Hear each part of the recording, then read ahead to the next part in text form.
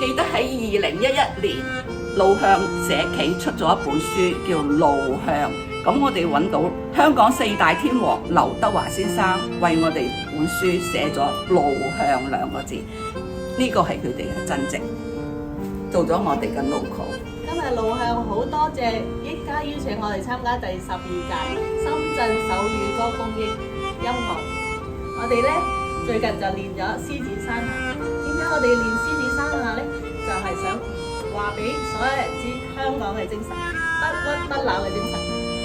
特別係我哋路向嘅會員，佢哋好堅毅不屈，遇到困難都唔會放棄，將佢哋嘅夢想發揮出嚟，俾更多嘅人見到佢哋發光發亮。另外咧，今日好多謝深圳舞蹈老師過嚟同我哋優化咗我哋嘅手語歌，我哋加多咗好多舞蹈，令到大家觀眾更精彩嘅表演。